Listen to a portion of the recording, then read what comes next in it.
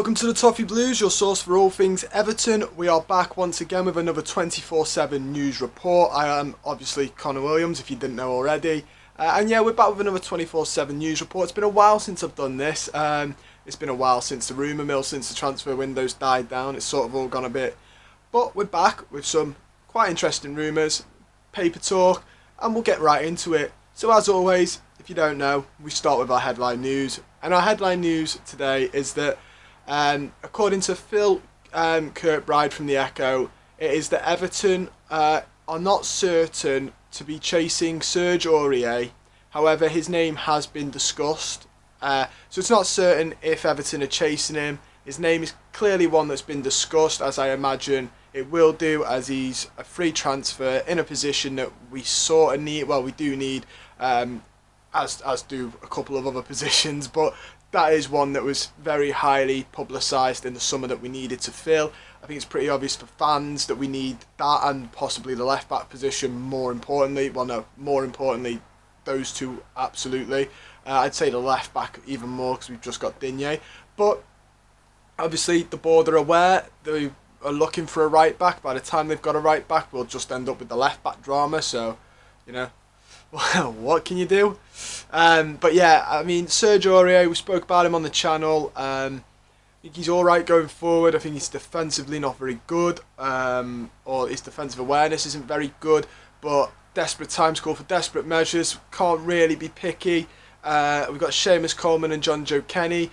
I think he's better than John Joe Kenny, so therefore he would be worth the punt in my opinion, because he's better than what we have as a backup right back. Seamus Coleman is probably going to be alright back for the next year, which, you know, isn't brilliant. It's not what anyone wanted. We'd have hoped that he could be the backup and a younger, hungrier player could come in, you know, like a Max Aarons or a Denzel Dumfries who was hitting his prime, but alas, wasn't meant to be. That's Everton for you. And we are now moving on though to some more transfer news, and this comes from Ferrajes Football. I probably butchered that.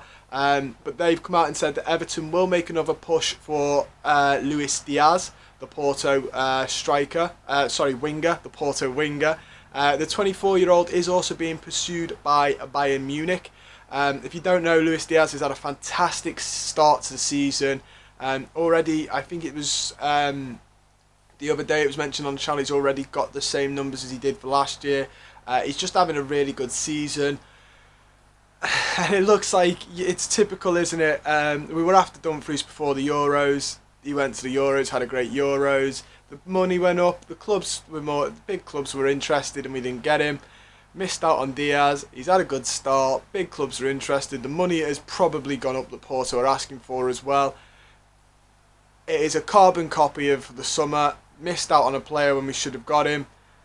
Probably going to end up paying for it. You'd assume that if it was us and Bayern Munich actively push for him, he's more than likely going to choose Bayern Munich over us, isn't he?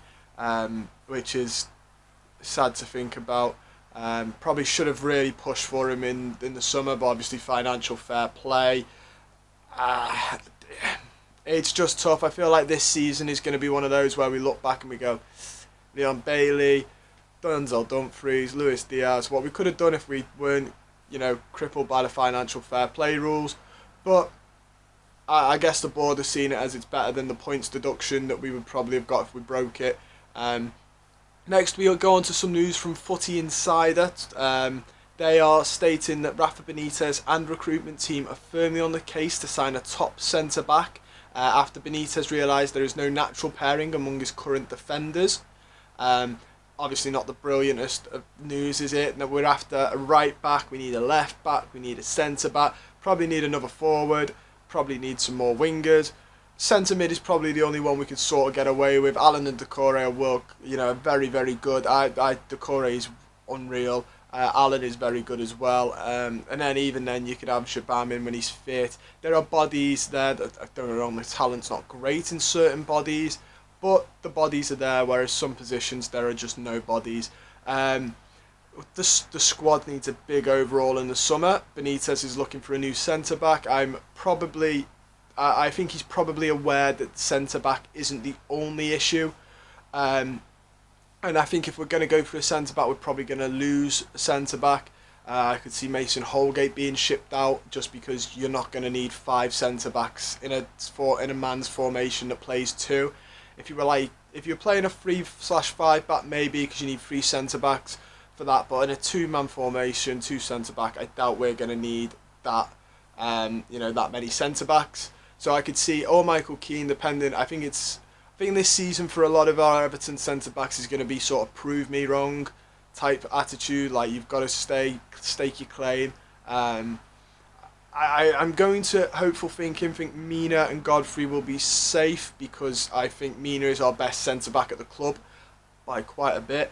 And Ben Godfrey, I'm going to say it has struggled a little bit this season, but he has come back from COVID. He was played right back. It looks like he might end up playing left back, depending on if Luca Dean is fit for this weekend. And the QPR game, I thought he had a slightly poor game, but so did half the squad. I'm not targeting him out because they were all sort of poor. But he's still a very, very good centre-back and has a lot of potential at the club, I think. So I'd hope Mina and Godfrey are safe, because I really do rate those two. Speaking of centre-backs, though, it's come from Team Talk that Rafa Benitez is eyeing to bolster his squad in that position, and that Milan defender Alessio Romagnoli is who he wants to pick. The 26-year-old's current deal at the San Siro runs out next summer, so the Blues could land him for a cut price. I don't mind this. Romagnoli's a good age, 26. I don't watch a lot of Serie A, but I have heard a lot about him. He's quite well rated. It's a bit weird that he's probably not going to sign a contract at Milan, but it's even better if we can get him on a cut price. He could be a bit of a deal for us. Maybe Tomori going there has probably seen him out of the lineup, because I know Milan really do rate Tomori, and he's had a good season last season with them. So I know he's a highly rated centre back at the club. I wouldn't be opposed to Romagnoli, but like I said, I think if someone's coming in, centre-backs have got to leave. I think it's a toss-up between Holgate and Keane, probably Holgate, and then, I'd say Holgate first to go, and then maybe Keane if we were desperate to get another centre-back out. But, I don't mind Romagnoli. I'm sure you'll let me know down below your views, opinions, and thoughts on Romagnoli. If you watch him play very regularly, let me know as well what he's like. I have heard good things from him. We also have the news that James Rodriguez has left to go to Qatar. Obviously, you know that already. We broke that a while ago. And we've done videos since. I did one yesterday. Go check it out with James. It was fantastic. Really good. From Babbling Blues, obviously. It was a really good conversation about James Rodriguez, a sort of retrospective on his time at the club. That's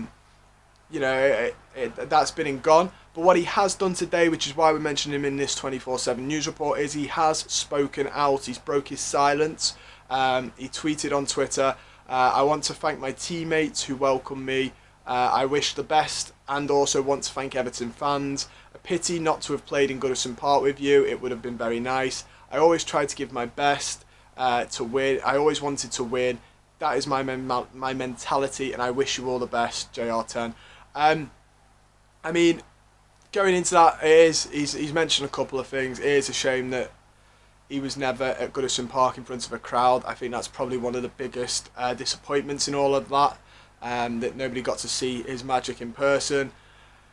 It's tough, but he was very nice in it, and we sort of wondered whether he'd break some silences over the whole politics of him leaving. But I think that was quite a gracious one. He does mention his mentality, and that he always wanted to win in fight. I'm not gonna, start poking in places I shouldn't. If you read, you could argue if you read between the lines that he was saying that he wanted to fight. But this isn't A-level English literature. Maybe it's best we just don't read too much into it, and we maybe just, accept it's gone anyway now. It's happened. And thank him for his memories, because we'll always have that Anfield derby win and his through ball to Richarlison, and many other great memories with him. All the best to James Rodriguez. That is all we've got time for today, though. Don't forget to like the video, subscribe, comment down below on anything I've discussed today. Do you like Romagnoli? Do you think we'll get Luis Diaz? The centre-back partnerships, who do you see leaving if we're going to get someone? Yeah, let us know all that down below. Don't forget, if you want any Everton merchandise, get it through the link in the description down below. It massively helps out the channel.